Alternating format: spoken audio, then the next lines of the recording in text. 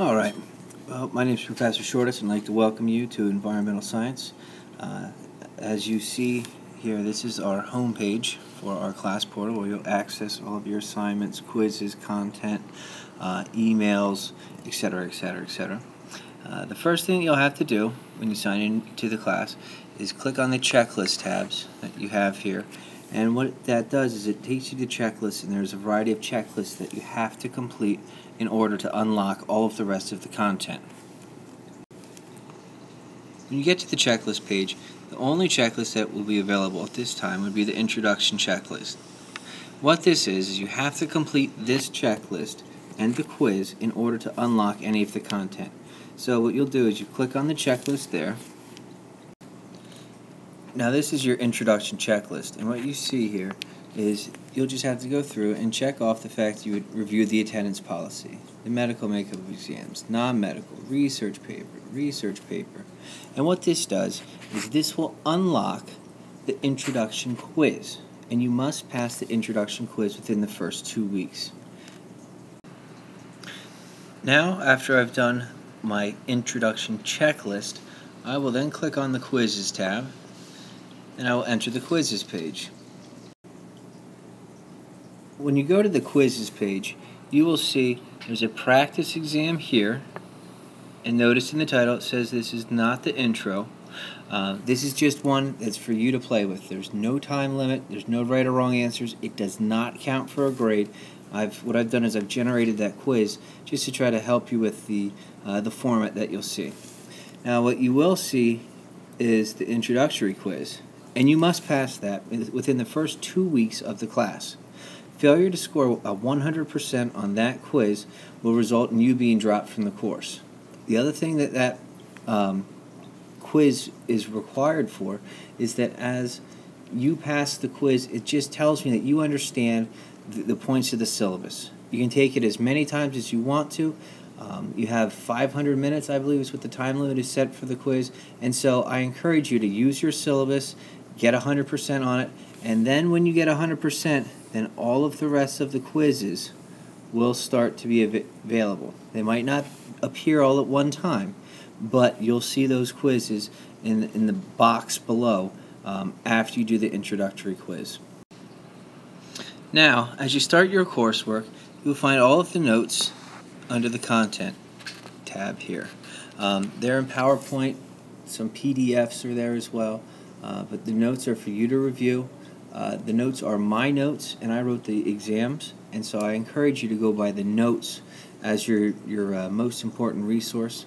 You're expected to read all of the chapters in the textbook as well, but the Content tab contains all of my slides.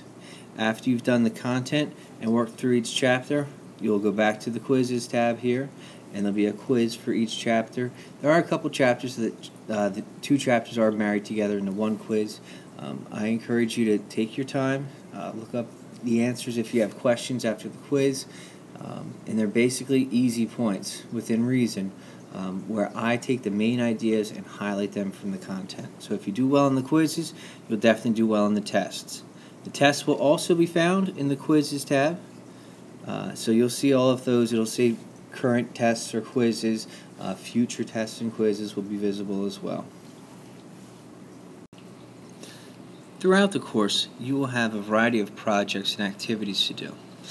In order to get to these projects, you will have to turn them into the Dropbox, which you see here.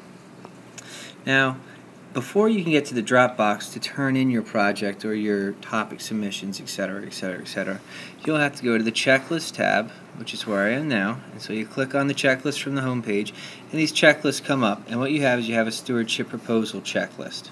And what that checklist does is you go through and it says questions like, did I pose it in the form of a question, or for example, does it take 4 hours? And you go through and you check it off and you say, yep, yep, yep, yep, yep.